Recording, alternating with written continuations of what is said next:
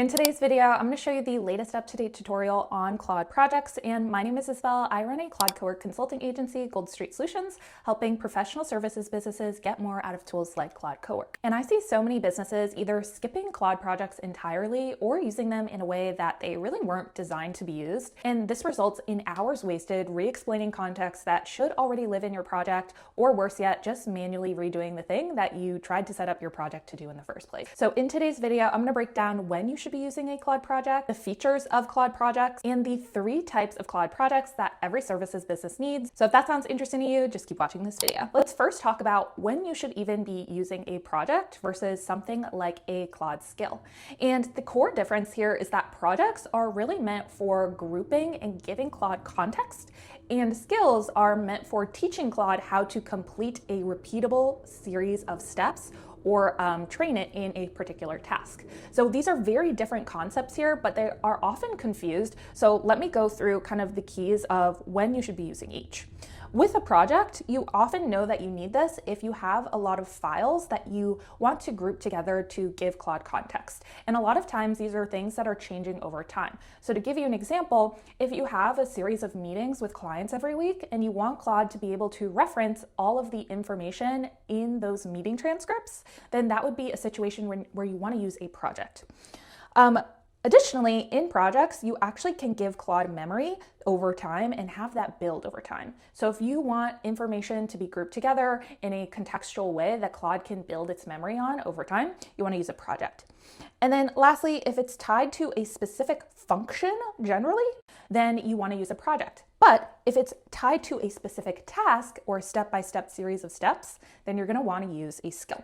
So overall, projects are for grouping and context, and skills are meant for a step-by-step task. Right, so now that you know the difference between a project and a skill, let's jump into some of the features available for projects and when and how you should be using these. So I went into projects, I clicked create new project to get to this screen, and the first thing that you'll notice is that not only can you name the project, you can give a brief description, but you can also give Claude access to a specific folder in the project. When you do this and you give Claude access to a specific folder on your computer, you're creating what's called a local project. This just means that the project only lives in your desktop app on Cowork, and you'll notice if you go online to Claude.ai, you're not going to see that project available there because it only lives on your specific computer that you created this on. And this is really great when you want Claude to be able to take action on any of those files that live on your computer today, or be able to perform tasks that can only be done on your specific computer, like sending iMessages, for example, that can only be done locally on your computer. If you don't attach a specific folder, so I'll just create a test one here to show you guys. And let's say I just created a project without giving access to any specific folder. What I've created is a project that lives in the cloud. So when I do that, I can go to Claude.ai and actually see the project there. And anything I upload into this context section is going to be available both online as well as on my computer because it's living in the cloud.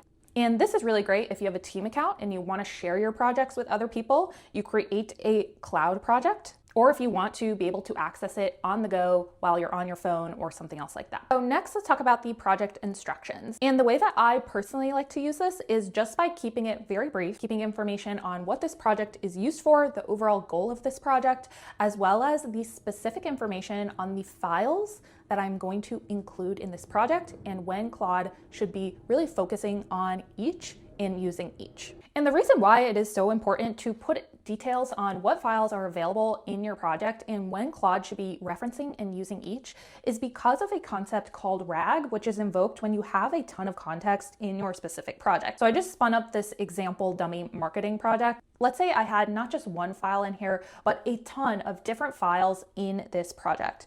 The reason why I want to tell Claude in my instructions what it has available to it is because once you have a lot of context in your project, Claude stops reading everything available.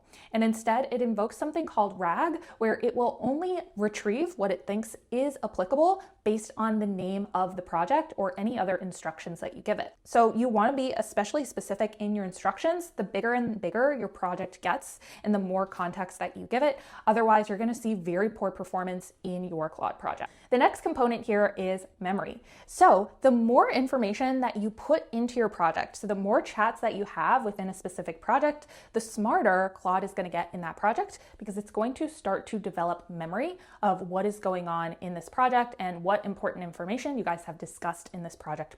So that's why using projects to keep things organized is super important, because of this memory feature. So let's say that I used basic chat and I actually forgot to work into this project directly. What I can now do is actually move any prior chat to a project by just clicking on the 3 dots here and then clicking add project and then clicking the specific project that I want to add it to. So you can see here that my chat was just moved into this project, and the more information that I add in this project over time, the more the memory will start to develop over time. And lastly is the context. So in a cloud project versus a local project, the UI or user experience is going to look a little bit different.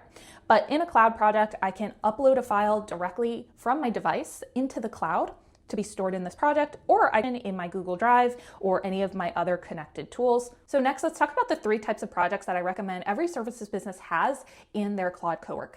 And the first is going to be what I call the command center type project. And this project should probably be locally on your computer, and it should give Claude information about all of the information going on in your business. You can hook this up to a second brain like Obsidian to give Claude full context as to what is going on in your business, all of the clients that you have, and all of the information about those. And this is really great when you're doing work across clients, when you're doing something maybe a little bit more strategic or general. You want to go to your command center.